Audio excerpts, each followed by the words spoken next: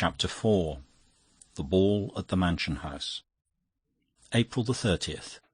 Perfectly astounded at receiving an invitation for Carrie and myself from the Lord and Lady Mayoress to the Mansion House, to meet representatives of trades and commerce. My heart beat like that of a schoolboy's.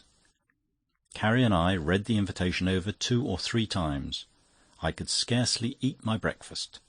I said, and I felt it from the bottom of my heart, "Carrie, darling, I was a proud man when I led you down the aisle of the church on our wedding day. That pride will be equalled, if not surpassed, when I lead my dear pretty wife up to the Lord and Lady Mayoress at the Mansion House." I saw the tears in Carrie's eyes, and she said, "Charlie dear, it is I who have to be proud of you. And I am very, very proud of you. You have called me pretty, and as long as I am pretty in your eyes, I am happy. You, dear old Charlie, are not handsome, but you are good, which is far more noble." I gave her a kiss, and she said, "I wonder if there will be any dancing.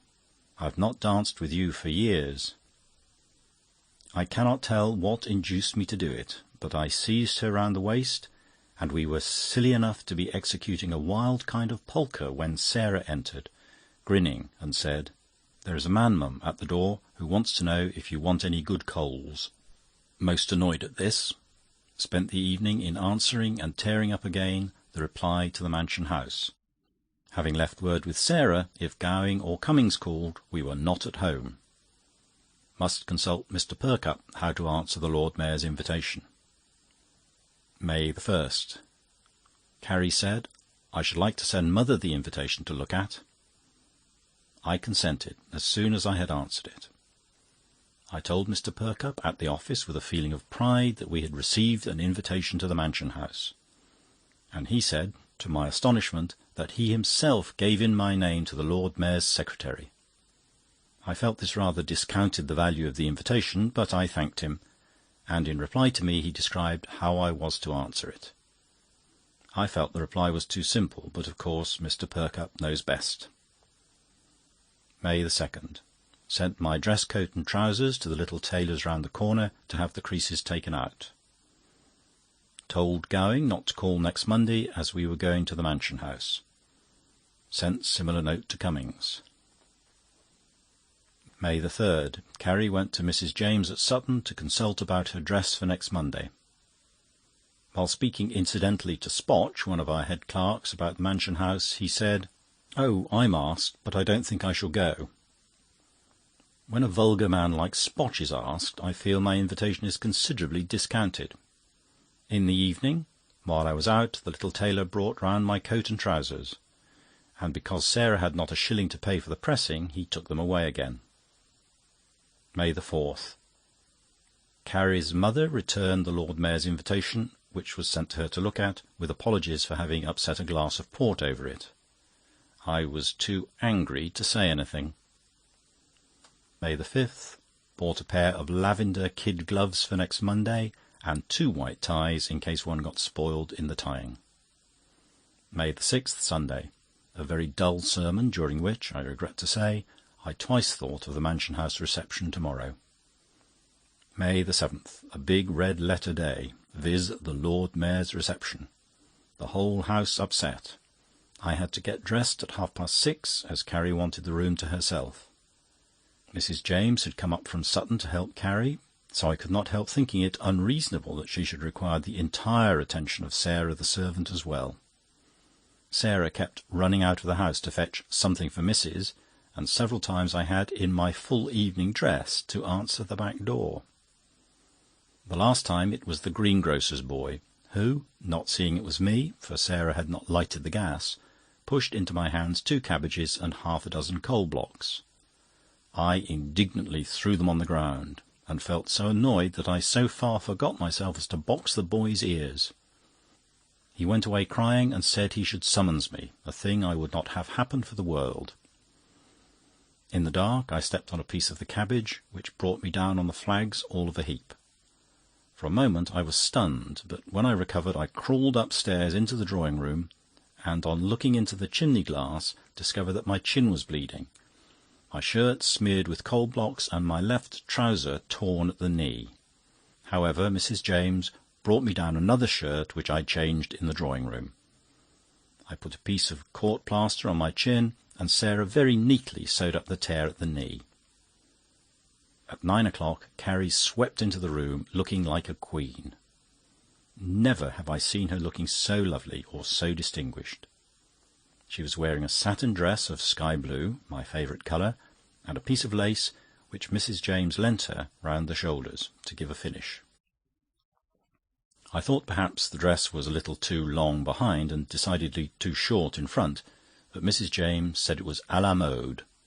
Mrs. James was most kind and lent Carrie a fan of ivory with red feathers, the value of which, she said, was priceless, as the feathers belonged to the Kachu eagle, a bird now extinct. I preferred the little white fan which Carrie bought for 3 and 6 at Shoolbred's, but both ladies sat on me at once. We arrived at the Mansion House too early, which was rather fortunate, for I had an opportunity of speaking to his lordship, who graciously condescended to talk with me some minutes. But I must say I was disappointed to find he did not even know Mr. Perkupp, the principal. I felt as if I had been invited to the Mansion House by one who did not know the Lord Mayor himself. Crowds arrived, and I shall never forget the grand sight. My humble pen can never describe it. I was a little annoyed with Carrie, who kept saying, "Isn't it a pity we don't know anybody?" Once she quite lost her head. I saw someone who looked like Franching from Peckham, and was moving towards him, when she seized me by the coat-tails and said quite loudly, "Don't leave me," which caused an elderly gentleman in a court suit and a chain round him, and 2 ladies, to burst out laughing. There was an immense crowd in the supper-room, and, my stars, it was a splendid supper. Any amount of champagne. Carrie made a most hearty supper, for which I was pleased, for I sometimes think she is not strong. There was scarcely a dish she did not taste. I was so thirsty I could not eat much. Receiving a sharp slap on the shoulder, I turned, and to my amazement saw Farmerson, our ironmonger.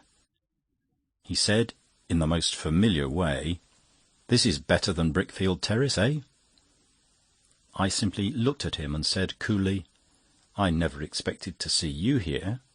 He said with a loud, coarse laugh, "I like that. If you, why not me?" I replied, "Certainly." I wish I could have thought of something better to say. He said, "Can I get your good lady anything?" Carrie said, "No, I thank you," for which I was pleased. I said, by way of reproof to him, "You never sent to-day to paint the bath, as I requested." Farmerson said, "Pardon me, Mr. Pooter, no shop when we're in company, please." Before I could think of a reply, one of the sheriffs in full court costume slapped Farmerson on the back and hailed him as an old friend, and asked him to dine with him at his lodge.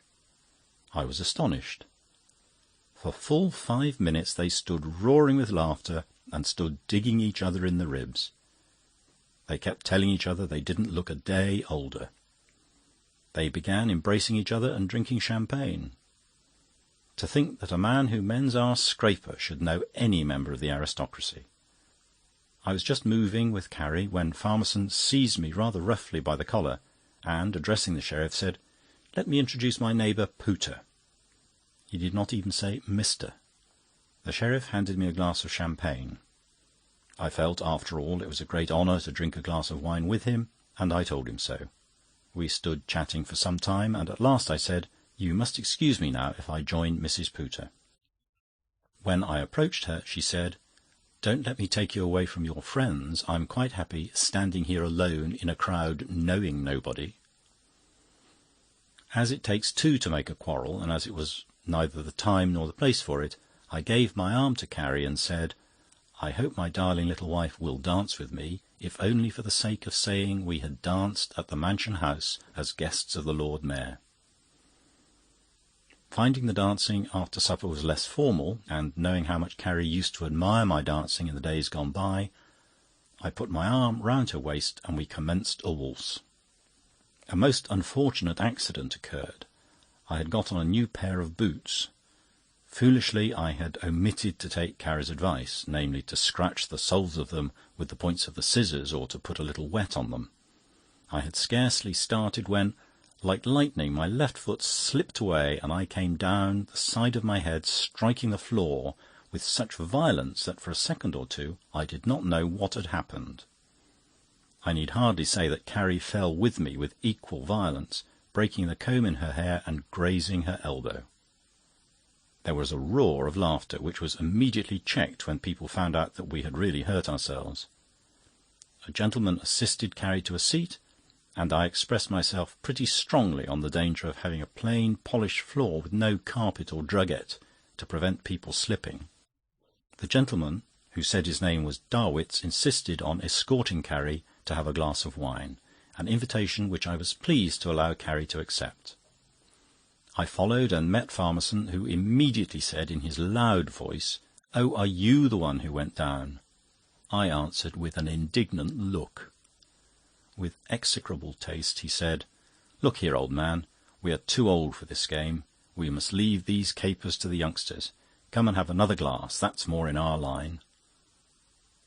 Although I felt I was buying his silence by accepting, we followed the others into the supper-room. Neither Carrie nor I, after our unfortunate mishap, felt inclined to stay longer. As we were departing, Farmerson said, "Are you going? If so, you might give me a lift." I thought it better to consent, but wish I had first consulted Carrie. End of chapter.